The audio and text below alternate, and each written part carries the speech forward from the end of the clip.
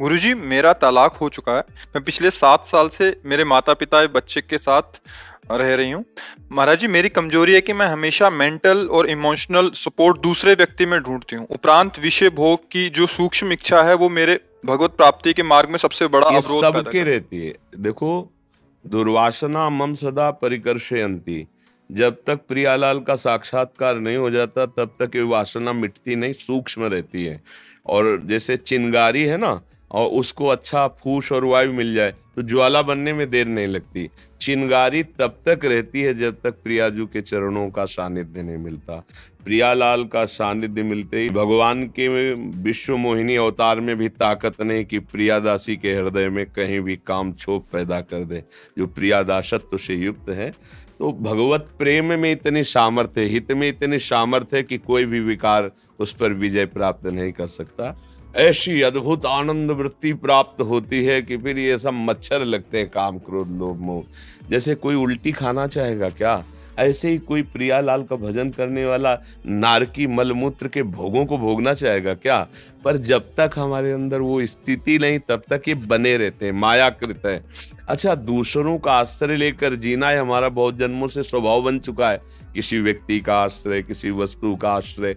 अब हम इसी को तो बदलना है। हमें आश्रय लेना है प्रिया प्रीतम का, और निश्चय करना है कि अगर भोग मिल भी जाए तो अब मैं नहीं भोगूंगी। अब हमारे दूल्हा है राधा वल्लभ लाल, हमें उन्हीं को प्राप्त करना है, दूसरे को नहीं। अगर आप ऐसा लक्ष्य दृढ़ करें तो आप में देखेंगे खुद बल आ जाएगा। हम आश्रय से ही बलवान होते हैं और आश्रय से ही नष्ट हो जाते हैं। हम जब विषय आश्रय लेते हैं, भोगी पुरुषों का आश्रय लेते हैं, तो हमारा उत्साह नष्ट हो जाता है, हमारा अध्यात्म बल नष्ट हो जाता है। और जब हम भगवत प्रेमियों का आश्रय लेते हैं, प्रभु का आश्रय लेते हैं, तो हमारा बल बढ़ जाता है। मेरे बल सी वृंदावन रानी, एक अद्भुत बल, एक अद्भुत आनंद प्राप्त हो जाता है। आज नहीं तो कल सब छोड़ ही देंगे। जब छोड़ ही देंगे तो बढ़िया, कम से कम इतना अवसर तो मिला कि मेरा कोई नहीं है। हे गोविंद, हे प्रियालाल, हे करुणामय, आपके सिवा मेरा कोई नहीं, ये कहने का हमें सौभाग्य तो मिला। तो अगर संसारिक आश्रय बना रहेगा तो हम ये नहीं कह पाएंगे। भोग वासना ये बहुत सहज में नष्ट हो जाएगी। हमारी किशोरी जी का नाम है काम दुख निकंदनी, और किशोरी जी की लीला गायन अर्थात चतुरासी जी के गायन का पहला फल लिखा हुआ है, भवजल निधि को नाव काम पावक को पानी। अगर चतुरासी जी का गान करे और गोरे चरणारविंद की ठसक रखे तो हम हृदय की बात कहते हैं।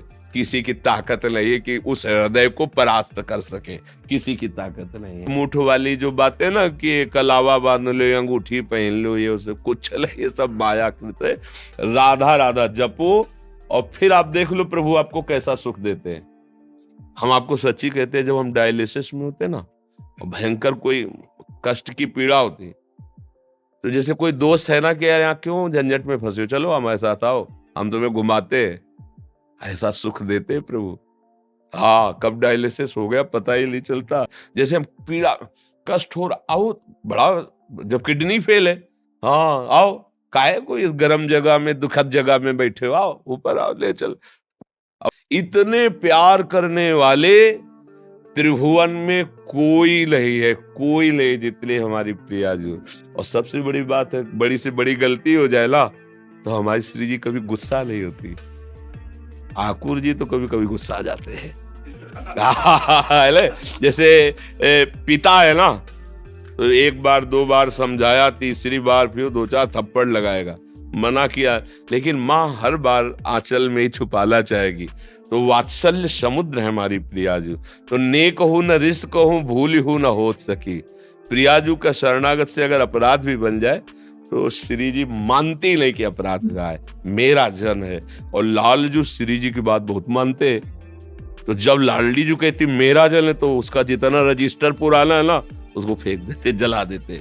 अब जा आगे हम लोगों की मतलब ये समझो जैसे दांव नहीं लग गया, ऐसे दांव लग गया। हित सजनी हरिवंश महाप्रभु के रूप में आके मानो जैसे कोई ऑफर नहीं देता, भैया कुछ छूट है, ऑफर है, तो हमारे लिए भगवत प्राप्ति का, प्रेम रस में डूबने का, निकुंज रस प्राप्ति का ऑफर दे दिया आचार्य चरण ने। कैसे पापी क्यों न हो, हरिवंश नाम जो ले, अलक लड़ेती रीज के महल खवासी दे। अब ये बात पर विश्वास करना होगा ना। अगर इनको मान लो फिर आप देख लो, असलियत में मान लो हृदय से, तो वो अनुभव हृदय को होता है, बाहरी नहीं होता। अरे आप कर उनको मान के तो देखो, जो मानो, दास सख्य वात्सल्य कांता सहचरी, सब उन्हीं के तो भाव है। सखी सखा क्यों कहो निबेर, तो मेरे मन की अवसेर, तेर सकल प्रभुता कहो। सारी प्रभुता उन्हीं की तो है।